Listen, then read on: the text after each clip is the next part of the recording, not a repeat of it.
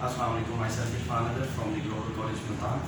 आज का टॉपिक जो हम डिस्कस करने जा रहे हैं वो है department accounts illustration number 3। Okay, सबसे पहले आपको इसके इंट्रोडक्शन के बारे में बताता चलूँ, थोड़ा सा इनका नो हाउ देता चलूँ कि इस क्वेश्चन में होगा क्या।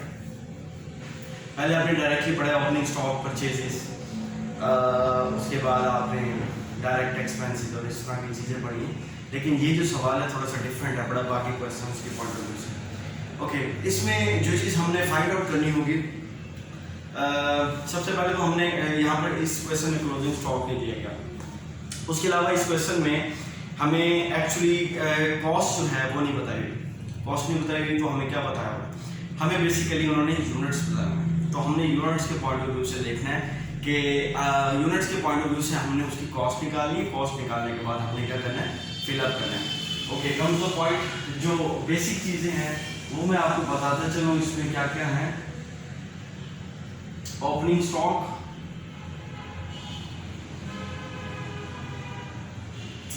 ओके, बेसिकली तीन डिपार्टमेंट का opening stock, production of the year, during the year, sales और क्लोजिंग स्टॉक। सो बाकी इंफॉर्मेशन जो हम क्वेश्चन पढ़ के देख लेते हैं कि उसमें और मजीद क्या क्या चीज़ें शामिल हैं।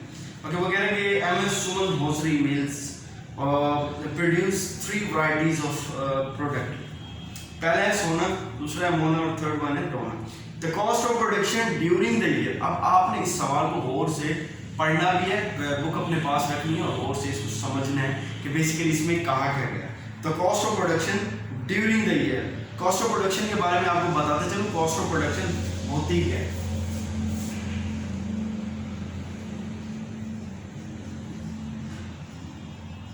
देखें, कोई भी आप प्रोडक्ट प्रोड्यूस कर रहे हैं तो उसकी जो कॉस्ट है, यानी कि उस पर जो लगाया गया एक्सपेंस है वो उसकी क्या होगी, कॉस्ट ऑफ प्रोडक्शन होगी।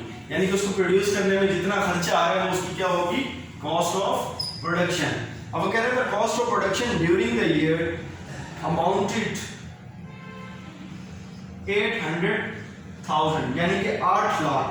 अब इसकी जो cost of production during the year है इन तीन डिपार्टमेंट की प्रोडक्ट्स की, वो बेसिकली कितनी है, 8 लाख। एक बात।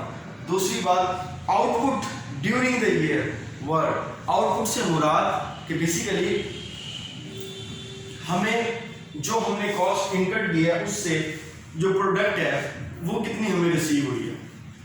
अब यहाँ पर जो आउटपुट ड्यूरिंग द ईयर बताई गई है उसको हम यहाँ पर प्रोडक्शन भी कह सकते हैं, प्रोडक्शन ड्यूरिंग द ईयर। ठीक है, ओके, मैं सिर्फ यहाँ पे प्रोडक्शन लिख रहा हूँ। ठीक है, ये बेसिकली परचेजेस की जगह इस्तेमाल होगा। देखिए, प्रोडक्शन जो है वो आप किस तरह से करते हैं, रॉ मटेरियल परचेज करते हैं, उसके बाद चीज़ों को खुद से प्रोड्यूस करते हैं। मैंने पहले क्वेश्चन में पहले लेक्चर में आपको बताया था कि या तो आप चीज़ों को प्रोड्यूस करते हैं, या आप चीज़ों को परचेज करते हैं, या फिर सर्विसेज प्रोवाइड करते हैं। तो ये सवाल बेसिकली है, उसमें आप रॉ मटेरियल की फॉर्म में आपने इन्वेंट्री को परचेज करना है और खुद से प्रोड्यूस करना। सो ओपनिंग स्टॉक, प्रोडक्शन और परचेजेस, ठीक है, ड्यूरिंग द ईयर। तो उसमें बेसिकली बताई हुई है। देखें, यहाँ पर प्रोडक्शन ड्यूरिंग द ईयर उसने सबसे पहले बताया सोना के एस, मोना और डोना। SMD के नाम से मैं कॉल करूँगा तो आपने समझ सकते। तो 4000 यूनिट जो आउटपुट प्रोड्यूस हुआ है, देखिए ये यूनिट्स की मैं बात करूँ, यूनिट से मुराद क्या है, एक जो चीज़ हमने बनाई है उसको पर यूनिट के हिसाब से, मतलब कि अगर मार्केट बनाना हमने स्टार्ट किए हैं तो एक मार्कर एक यूनिट होगा। ठीक है, इस हिसाब से आपने समझ लेना है कि 4000 यूनिट हमने बनाए हैं SK, और 8000 यूनिट हमने बनाए हैं MK, और D के हैं 9600, यानी कि 9600 यूनिट हमने बनाए हैं। देखिए, मैं दोबारा से बताता चलूँ, ये आपकी यूनिट है, ये आपकी कॉस्ट नहीं है।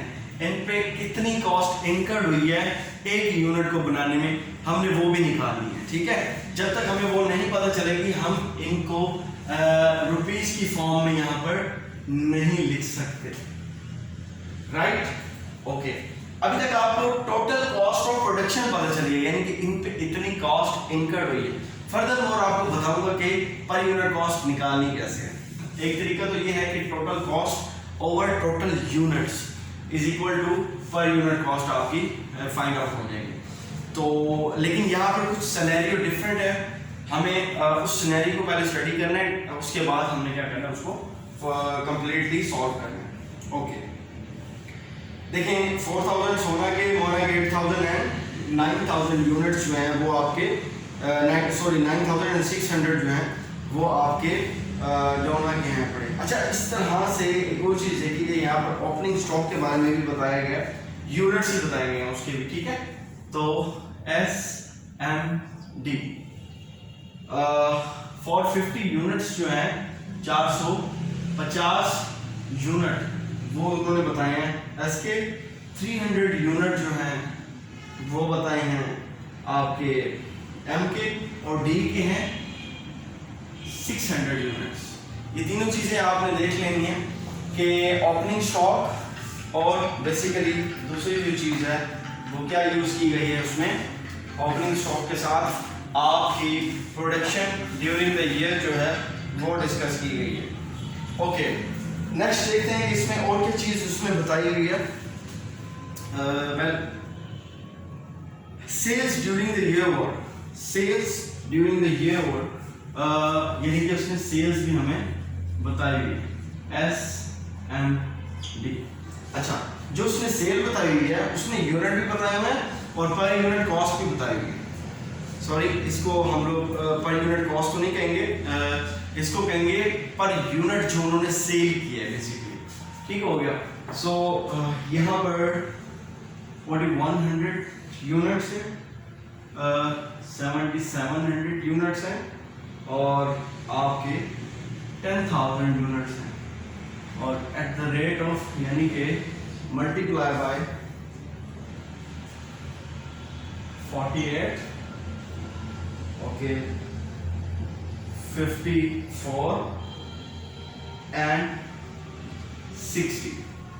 अब देखें सेल्स में उन्होंने यूनिट्स की अमाउंट भी बताई हुई है कि हमने एक यूनिट कितने का सेल किया है, लेकिन जो बेसिकली कॉस्ट है वो हमें नहीं पता।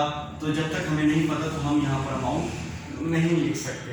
चले इसकी चूंकि हमें यूनिट्स का भी पता है और इसके ऊपर जो अमाउंट इनकर्ड है पर यूनिट की वो भी हमें पता है, तो हम इसका आसानी से निकाल सकते हैं। 1,96,800 4,15,800 600,000।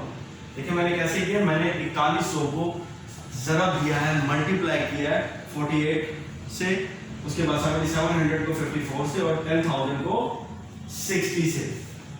तो 1,96,800, 4,15,800 और 6 लाख, ये तीन अमाउंट जो है मैंने निकाली। ये बेसिकली सेल्स की अमाउंट है।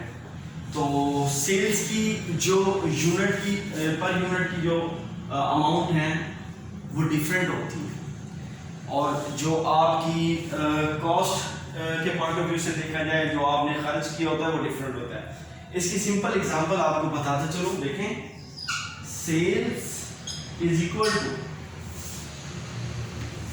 CGS cost of goods sold plus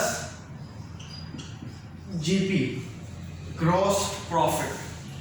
अब जो सेल है उसमें आप करते क्या, आप देखते हैं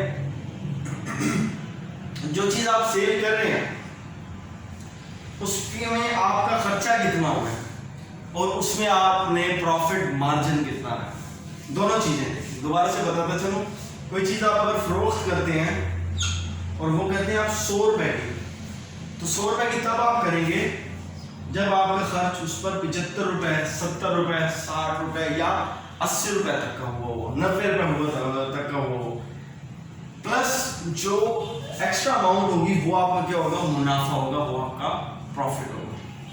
इसको आप सिंपल प्रॉफिट भी कह सकते हैं। एक और चीज आपको बताता चलो कि आसान लफ्जों में कि sale is equal to cost plus profit. ये तो समझ आ ही गई होगी आप लोगों को। देखें, कॉस्ट है जो लागत होती है जो उस प्रोडक्ट पर आपने कोई अमाउंट इनकट की होती है, ठीक है। दूसरा जो प्रॉफिट जो आपने उस अमाउंट को उस अमाउंट में कॉस्ट की जो अमाउंट है उसमें आप वो अमाउंट ऐड करते हैं जिससे आप गेन कर सकें, उस बिजनेस में मुनाफा कमा सकें। सो 25 यहाँ पर हमारी बनेगी हमारा प्रॉफिट। देखिए 75 की चीज़ थी, आपको पड़ी है 75 रुपए की। प्रोड्यूस करने पर उसके जितने भी एक्सपेंडिचर्स इनकर्ड हुए हैं उसमें आपने 25 रुपए अपना मुनाफा रखा है और टोटल जो चीज़ सेल की है वो की है 100 रुपए की। इसी तरह से आपको बताता चलूँ जो 48 पर यूनिट के पॉइंट ऑफ व्यू से आपने चीज़ सेल की है तो आपकी जो कॉस्ट होगी वो 48 से कम होगी। ये आपका सेल की पर यूनिट वैल्यू, तो कॉस्ट की ऑब्वियसली पर यूनिट वैल्यू कम होगी। ओके, यहाँ पर टोटल कॉस्ट ऑफ प्रोडक्शन जो बताई गई है वो है 8 लाख।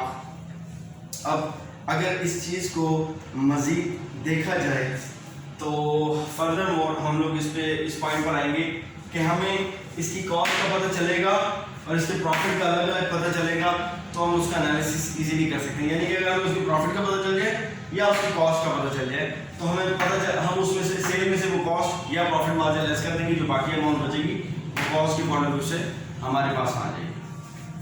ओके, अब यहाँ पर उसके बाद वो देखिए आगे उसने यही बात की है, the rate of gross profit is the same in each case. अब अभी मैंने आपको ये जो ग्रॉस प्रॉफिट लिखा था यहाँ पर जीपी प्रॉफिट की जगह पर, तो उसने यही बात की कि उसका जो रेट है वो तीनों डिपार्टमेंट में, सोना, मोना और डोना, तीनों डिपार्टमेंट में सेम है।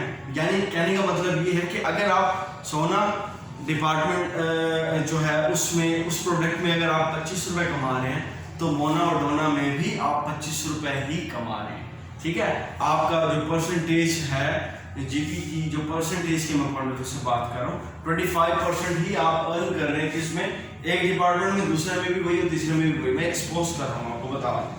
ओके, टोटल डिपार्टमेंटल एक्सपेंसेस उसने बताए हुए हैं are to be apportioned to the various product in the ratio of 1:2:2। Okay, prepare requirement जो उन्होंने बताई हुई है वो बताई हुई है, प्रिपेयर डिपार्टमेंटल ट्रेडिंग अकाउंट। चाहिए ट्रेडिंग अकाउंट में हम लोग, मैंने आपको पहले भी बताया था कि ग्रॉस प्रॉफिट तक का बनाते हैं, चूंकि इन्होंने आगे एक्सपेंस भी मेंशन किया हुआ है तो वो एक्सपेंस भी हम लोग राइट डाउन करेंगे। ओके, लेकिन वो इनडायरेक्ट एक्सपेंस है आपके। ओके, अब हमारे पास जो चीज़ अवेलेबल है वो है opening stock, production, sales. Closing stock नहीं है, उसके दो वजूहात हैं, या तो क्लोजिंग स्टॉक बचा नहीं है, सेल सारी की सारी चीज़ें सेल हो गई हैं, सारे के सारे प्रोडक्ट सेल हो गए, एक पॉइंट। दूसरा पॉइंट ये है कि हमें क्लोजिंग स्टॉक निकालना पड़ेगा। चलें देखते हैं कि हमारे पास क्लोजिंग स्टॉक बचा नहीं है या हमें खुद से निकालना पड़ेगा। दोनों सूरतों में हमारे पास आ जाए। देखिए ओपनिंग स्टॉक था हमारे पास एस का 450, ये देखिए ओपनिंग स्टॉक। प्रोडक्शन जो है ड्यूरिंग द ईयर वो कितनी हुई है, 4000। अब देखा जाए तो ये बनता है 4450, 4450। इसी तरह से एम का हम देखते हैं कि एम में हमारे पास ओपनिंग स्टॉक था 300 और 8000 जो था वो प्रोडक्शन थी, यानी कि 8300, यानी कि 8300। ओके, थर्ड वन पर आ जाते हैं, डी। इसका ओपनिंग स्टॉक था 600 का और 9600 जो है वो इसकी production during the year. Well इनमें ये तीनों पॉइंट जो हैं वो ऐड कर देते हैं, 1200 वाले बनते हैं इसमें। देख लें आप, इसको आपने कैलकुलेट कर लेना। ओके, अब आपके पास ये जो टोटल नंबर ऑफ यूनिट्स जो हैं वो आ गए। अब आपने इसमें से लेस कौन से करने हैं? सेल्स के। अगर तो ये 44-50 ही सेल हो, इसका मतलब है कि हमारे पास एंडिंग स्टॉक बचा ही नहीं है। मैं दोबारा से बताते चलूँ कि हमारे पास टोटल जो यूनिट्स थे वो 44-50 बचे हैं, और इस यही 44-50 यूनिट ही सेल हो जाए इफ, तो हमारे पास एंडिंग स्टॉक नहीं बचेगा, क्लोजिंग स्टॉक हमारे पास नहीं बचेगा। लेकिन चूंकि यहाँ पर जो सेल हुए हैं, यहाँ पर 4100 यूनिट सेल हुए, मैं यूनिट्स की ही बात कर रहा हूँ। देखें 4100 यूनिट सेल हुए हैं, तो आप खुद देख लें कि कितने यूनिट जो हैं वो बाकी बचते हैं इसमें। और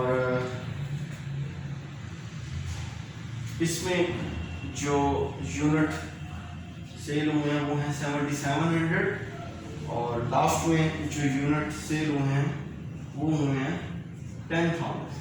अब मैं ब्रैकेट लगा के मेंशन कर रहा हूँ कि आपने इसको क्या करना है, लेस करना है इस यूनिट में से। ये दोबारा से बताते चलो मैंने किया क्या।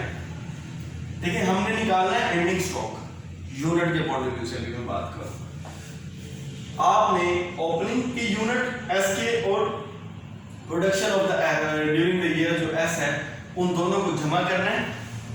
यानी कि ओपनिंग वो होता है ना जो पिछले दिन का या पिछले साल का आपके पास पड़ा हो, और जो प्रोड्यूस करते हैं आप इस साल या इस दिन का प्रोड्यूस करते हैं, उन दोनों को आप जब जमा करते हैं, उसके बाद जो आपने उस दिन की या उस साल की सेल की होती है उसमें से क्या करते हैं, लेस करते हैं। अगर तो आपके पास कुछ बच जाता है तो वो क्लोजिंग होता है, और वो अगले दिन का या अगले साल का क्या होगा, ओपनिंग होगा। इसी तरह से आज के दिन की बात कर रहा हूँ, आज के साल की बात कर रहा हूँ, उसमें जो एंडिंग स्टॉक है वो तब बचेगा जब हमारे पास सेल करने के बाद कुछ यूनिट जो है वो रिमेनिंग रह जाएंगे। तो देखते हैं यहाँ पर यूनिट्स जो हैं हमारे पास कितने रिमेनिंग रह गए हैं। पहले में अगर हम देखें तो 4000 यूनिट्स जो हैं, सॉरी 44-50 यूनिट में से 4100 यूनिट यानी कि 4100 यूनिट हमारे पास क्या हो गए हैं, सेल हो गए हैं। इसका मतलब है 350 यूनिट बाकी एस में से रह गए हैं। तो मैं यहाँ पर क्लोजिंग स्टॉक लिख रहा हूँ एस, एम और डी। 350 एस के अगर 8300 और 7700 में से देखा जाए तो 600 यूनिट्स जो हैं गालबन बचते हैं। बिल्कुल 600 यूनिट्स आपके बचते हैं एम के, और इसमें 200 यूनिट बचते हैं आपके क्लोजिंग स्टॉक में डी के। दोबारा से आपको मैं रिकॉल करवाता चलूँ।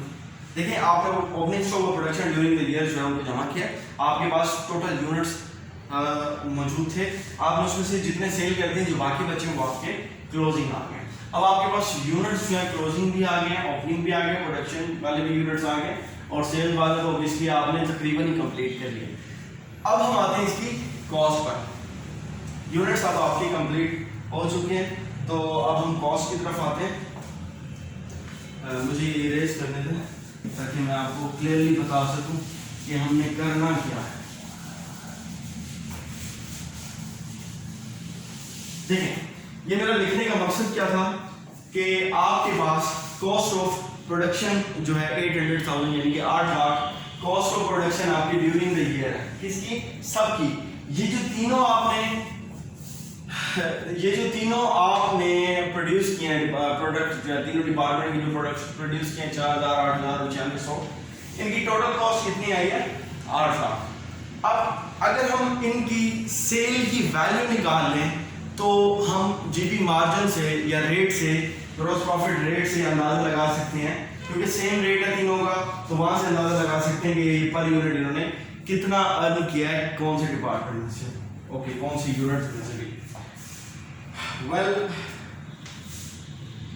अगर हम 4000, 8000 और 9600 को 4000, 8000 और 9600 में प्रोडक्शन ड्यूरिंग द ईयर की बात कर रहा हूँ, उसको हम सेलिंग रेट के साथ मल्टीप्लाई कर दें तो हमारे पास इस साल की जो सेल है वो आ सकती है टोटल यूनिट्स की।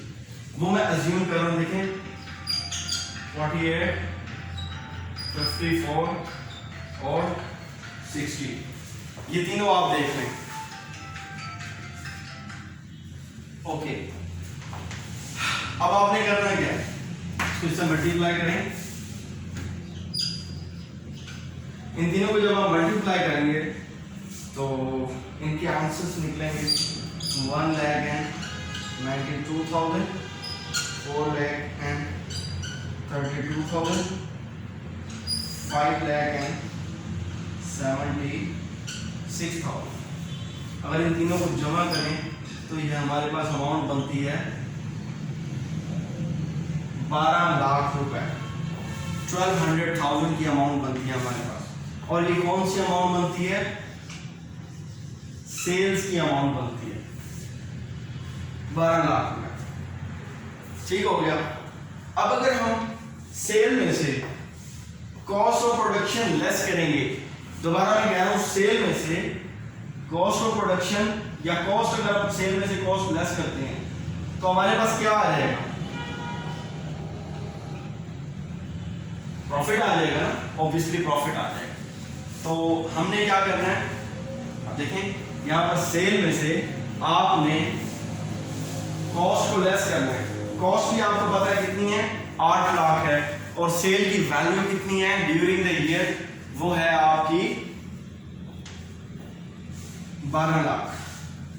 अब मैं आपको बताते चलूं कि रेट या जीपी मार्जिन जो है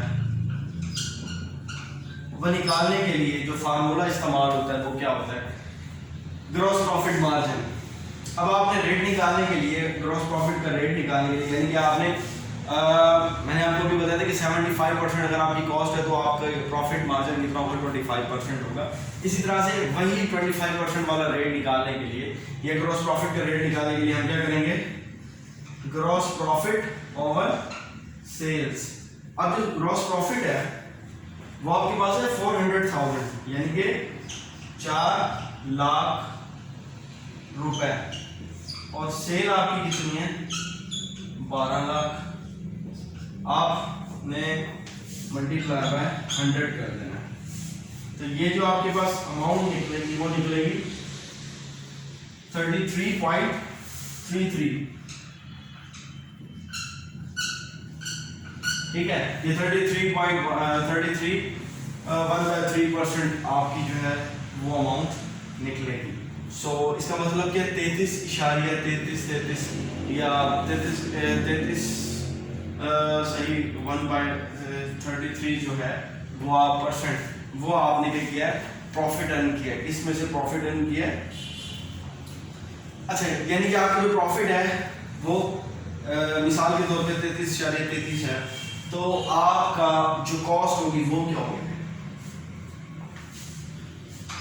77.7777%। इसका मतलब है कि अगर सेल है 100% तो आपकी कॉस्ट कितनी है 77, और आपका जो प्रॉफिट मार्जिन है वो कितना है 33.33%। यहां तक आपको क्लियर हो गया होगा।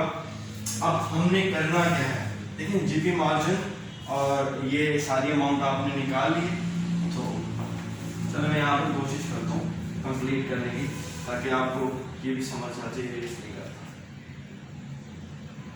अब जैसे मैंने कंसीडर किया है 100% इज इक्वल टू 77 एंड 33। अब सेलिंग रेट जो है वो है 48, इसको मल्टीप्लाई बाय 33.33 करेंगे तो आपके पास अप्रोक्सीमेटली आंसर आ जाएगा एस का, ये देखिए एस, एम और डी। तो यहाँ पर एस का, यहाँ एम और यहाँ डी का हम लोग निकाल लेंगे। देखिए एम का हमारे पास 54 है, मल्टीप्लाई बाय 33.33%, और इसी तरह से हम लोग डी का भी निकाल लेते हैं। 60 मल्टीप्लाई बाय 33.33%। अब देखिए अप्रोक्सीमेटली 15.9 समथिंग आता है, तो इसको 16 कर लेते हैं। इसका हमारे पास 17 पॉइंट समथिंग आता है, तो 18 कर लेते हैं, राउंड कर लेते हैं हम लोग। ओके, इसका जो है वो 19 पॉइंट समथिंग आएगा, तो इसको 20 कर लेते हैं। अब ये हमारे पास बेसिकली क्या निकला है? प्रॉफिट का रेट निकला है। किसका रेट निकला है? प्रॉफिट का रेट निकला है। अगर ये प्रॉफिट का रेट निकला है तो मैंने थोड़ी देर पहले एक फार्मूला लिखा था, दोबारा से राइट डाउन करने चाह रहा हूं। देखें, sale is equal to cost plus profit. अगर आपको ये पता है कि सेल आपने 48 का किया है और आपका जो प्रॉफिट है वो है 16, तो आपकी कॉस्ट कितनी होगी? ऑब्वियसली आप पूरी जज कर लें कि आपने क्या करना है, 48 में से 16 को माइनस कर देना है, तो आपके पास जो आपकी कॉस्ट है वो आ जाएगी 32। मेरा ख्याल है आपको समझ आ रहा होगा। इसी तरह से आपने 18 जो है वो माइनस करना है 54 से, 54 माइनस 18 करना है, तो आपके पास उसकी भी कॉस्ट आ जाएगी। अभी मैं राइट डाउन करता हूँ कि क्या है। और 60 माइनस 20 करेंगे तो ऑब्वियसली 40 आ जाएगा, तो आपके पास इसकी कॉस्ट भी आ जाएगी। अब आपके पास पर यूनिट कॉस्ट तीनों की आ चुकी है। पहले की है 32, दूसरे की कॉस्ट है 36 और तीसरे की है 40। अब इधर आ जाते हैं, 32, 36, 40, 32, 36 और 40। अब आप देखें कि प्रोडक्शन ड्यूरिंग द ईयर और ओपनिंग और आपका साथ ही जो एंडिंग स्टॉक है उसका आपने क्या किया, उसकी कॉस्ट निकाल ली है। चलिए अब हम इनकी एग्जैक्ट जो अमाउंट है वो राइट डाउन कर देते हैं कि इनकी अमाउंट जो है वो कितनी बनती है। आपने क्या करना है, आपने इस यूनिट्स को मल्टीप्लाई बाय पर यूनिट कॉस्ट के साथ करना है मल्टीप्लाई, तो आपके पास उसकी अमाउंट आ जाएगी। ठीक है, 14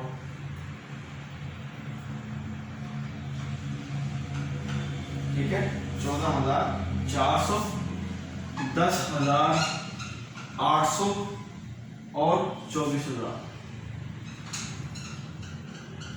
इसी तरह से 1,28,000 सोना का, और इसका आ रहा है 2,88,000, और आपका जो थर्ड वन है डोना उसका है 3,84,000। ये प्रोडक्शन की कॉस्ट बता रहा हूँ मैं। कॉस्ट ऑफ प्रोडक्शन जो है बेसिकली ये आपकी प्रोडक्शन ड्यूरिंग द ईयर है। ये आपके पास जो अमाउंट आई है वो आपकी ओपनिंग स्टॉक की आई है। अब क्लोजिंग स्टॉक की हम अमाउंट देखते हैं, 11,200, दूसरी है 21,600, तीसरी है 8,000। आपने मल्टीप्लाई करना है यूनिट को पर यूनिट कॉस्ट के साथ, आपके पास ये अमाउंट निकल आएगी। उसके बाद आपने करना है सेम सिनेरियो, ऑलरेडी आपको मैंने पहले भी बताया था कि आपने देखने की big side is greater than, obviously ये साइड आपकी बड़ी है, तो 2,08,000, 4,37,400 और 6,00,000 और 8,000 दोनों साइड्स पे आपने लिख लेना है। 6,08,000, 4,37,400 आपने जमा करना है इन दोनों को, इन दोनों को, इन दोनों को। ठीक है, इसी तरह से सॉरी आपने इन दोनों को, इन दोनों को, इन दोनों को जमा करके ये साइड बड़ी है तो दोनों साइडों पे ये वाली अमाउंट आ जाएगी। तो 2,08,000। उसके बाद इन दोनों को जमा करके इस अमाउंट में से लेस करेंगे तो आपके पास क्या आ जाएगा, ग्रॉस प्रॉफिट आ जाएगा।